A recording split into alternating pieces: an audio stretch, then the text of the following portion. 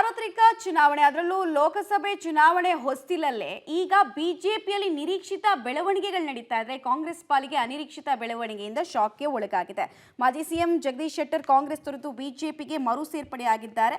ತಮಗೆ ಟಿಕೆಟ್ ನೀಡದೆ side line ಮಾಡೋಕೆ ನೋಡಿದ್ದ ಪಕ್ಷದ ಮೇಲೆ ಬೇಸರಗೊಂಡು ನವಮಾಸದ ಹಿಂದಷ್ಟೇ ಅಂದ್ರೆ 9 ತಿಂಗಳ ಹಿಂದಷ್ಟೇ ಶೆಟ್ಟರ್ ಬಿಜೆಪಿ ತೊರೆದು ಕಾಂಗ್ರೆಸ್ ಸೇರಿದ್ರು.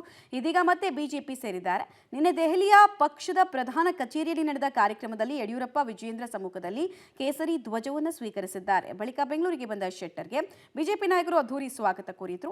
ನಂತರ ತಮ್ಮ ಮನೆಗೆ ನಾವು ವಾಪಸ್ ಆಗಿರುವುದು ಬಹಳ ಖುಷಿ ತಂದಿದೆ, ಸಂತೋಷ ತಂದಿದೆ ಅಂತ ಹೇಳ್ಕೊಂಡಿದ್ದಾರೆ. ಗೌರವ ಸಿಕ್ಕಿಲ್ಲ ಅಂತ ಪಕ್ಷ ಬಿಟ್ಟಿದೆ, ಇವಾಗ ಪಕ್ಷ ಒಂದು ಗೌರವ ಕೊಟ್ಟಿದೆ. ಕಾಂಗ್ರೆಸ್ನಿಂದ ಕೂಡ ಗೌರವ ಇತ್ತು, ಆದರೆ ಇದು ನನ್ನ ಮನೆ ಅಂತ ಹೇಳಿದ್ದಾರೆ. ಇದು ಕಾಂಗ್ರೆಸ್ ನಾಯಕರನ್ನ ಸಹಜವಾಗಿ ಕೆರಳಿ ಕೆಂಡುವಾಗಿಸಿದೆ.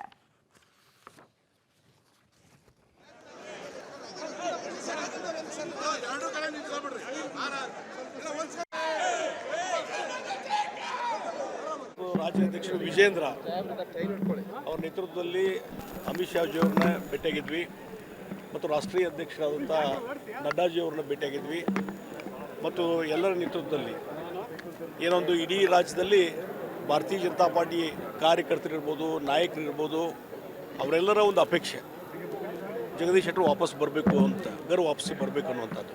ಆ ಹಿನ್ನೆಲೆಯಲ್ಲಿ ಕಳೆದ 8-9 ತಿಂಗಳಿಂದ ಭಾಳಷ್ಟು ಚರ್ಚೆ ನಡೀತಾ ಇದೆ. ಭಾಳಷ್ಟು ಜನ ಅಪ್ರೋಚ್ ಆಗಿದ್ದಾರೆ ಮತ್ತು ವಿಜೇಂದ್ರ ಅವರು ಅಧ್ಯಕ್ಷರಾದ ಮೇಲೆ ಅವರು ಸದ್ಯಕ್ಕೆ ಈ ಪ್ರಸ್ತಾವನೆ ಇಟ್ಟರು.